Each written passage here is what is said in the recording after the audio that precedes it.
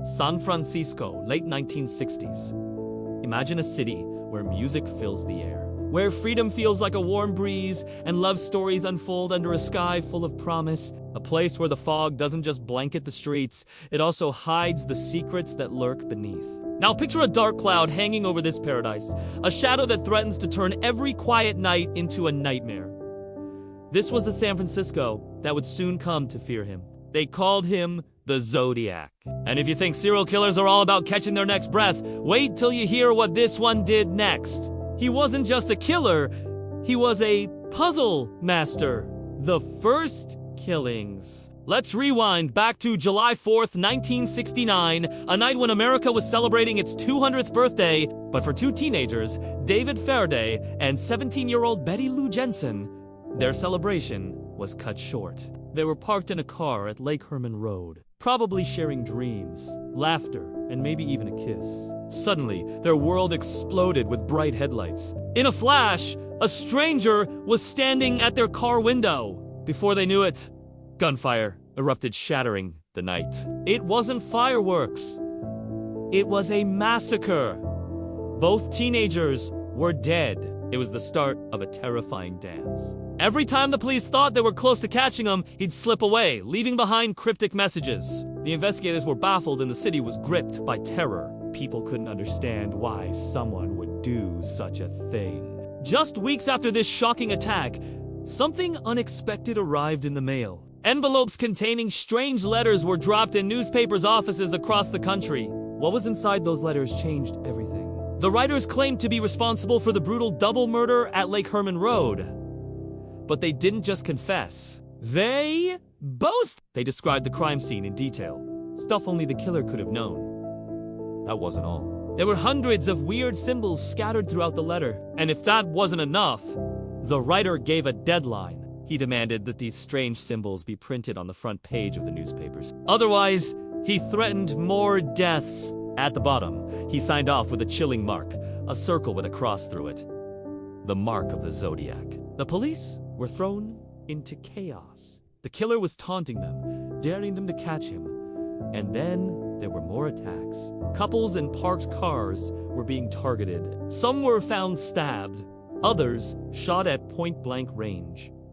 Those who survived were traumatized. They described the attacker as a man wearing glasses. Sometimes he wore a mask.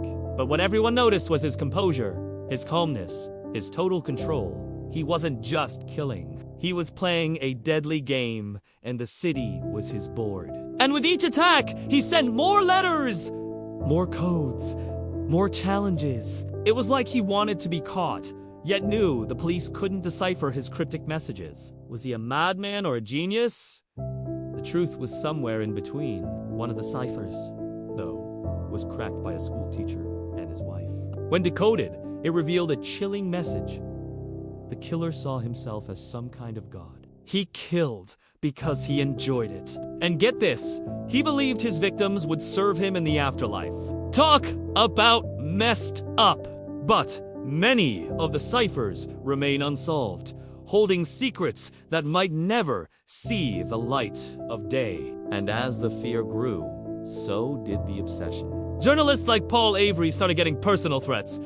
They weren't just trying to solve the case anymore. They were in the killer's crosshairs. Then there was cartoonist Robert Graysmith. He was so haunted by the case that he pored over every detail, every symbol, every word. Night after night, he chased shadows and clues, trying to outsmart the Zodiac. But the deeper he went, the more danger he faced. He was like a moth drawn to a deadly flame. Meanwhile, the police were closing in on a suspect. A man named Arthur Lee Allen. He had the same boots, the same watch with the Zodiac symbol, and survivors had pointed to him. But something was always missing. There were no fingerprints, no DNA. No solid evidence to hold him. It was like the killer was a ghost, appearing when he wanted, leaving when he pleased. As the 1970s came to a close, the letters slowed, then stopped. The killings seemingly came to an end. But the fear lingered, growing stronger with every silent night. The case files thickened with theories, but none could capture the elusive killer. Everyone wondered if the Zodiac was still out there, living among them, breathing the same air, perhaps waiting for the perfect moment to strike again. Arthur Lee Allen became the prime suspect. His bizarre behavior, his criminal past, and his uncanny resemblance to witness descriptions made him the perfect Zodiac candidate. Police searched his house, finding disturbing items like a blood-stained Zodiac symbol carved into a piece of wood. They even discovered a box filled with women's clothing, belts, and ties. But despite this, Allen was never charged. The evidence against him was circumstantial, a mosaic of coincidences rather than concrete proof. Like a mirage in the desert, Allen kept slipping through their fingers. Time marched on, but the memory of the Zodiac didn't fade. It was like trying to outrun a shadow. The deeper they went, the more complex the case became. New leads emerged, old theories were challenged, but nothing led to a definitive answer. Paul Avery, the journalist who'd been relentlessly pursued by the killer, wrote a book, The Zodiac Killer: The San Francisco Murders. But even that wasn't enough.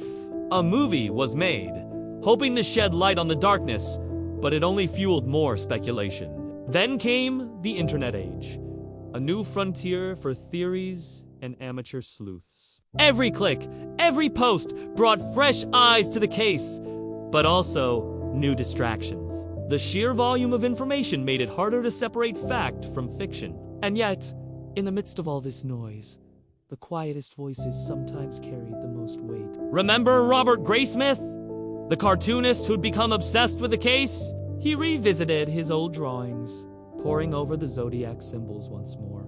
He noticed something, a tiny detail he'd overlooked all those years ago. This time he was sure he was on to something big. Graysmith's second book, Zodiac Unmasked, proposed a shocking twist. He believed Allen was innocent, that the real killer was his childhood friend, Ross Sullivan. Sullivan, who died in 1999, had always seemed like an unlikely suspect, but Graysmith uncovered unsettling connections. For instance, both Sullivan's parents had served in World War II, making it likely that he was born in 1940 instead of 1941, as previously thought. This small discrepancy mattered because it meant Sullivan would have been of age during the killings. Graysmith dug deeper, uncovering more potential links between Sullivan and the crimes. But he also acknowledged that without physical evidence, his theory would always be debated. As the years go by, the need for answers doesn't fade.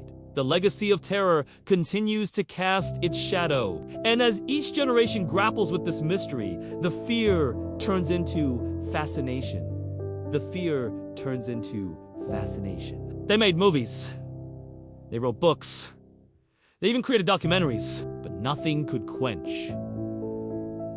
the thirst for justice. The Zodiac case isn't just a crime story. It's a tale of human resilience in the face of unfathomable evil. It's a testament to the strength of a community that refused to let fear define its existence. Who was the Zodiac? A genius killer who outsmarted the system, or a faceless ghost who mocked the law? The truth is the scariest part of this story. He remains a chilling question mark? Today, the quest for answers has gone global. Online communities buzz with activity as people pore over every detail, every clue, every fragment of evidence. Forums are filled with discussions, debates, and theories. Social media platforms amplify voices, allowing armchair detectives from all corners of the world to connect and collaborate. And let's not forget the memes. They offer a strange blend of horror and dark humor, a way to confront the unthinkable in a safe space.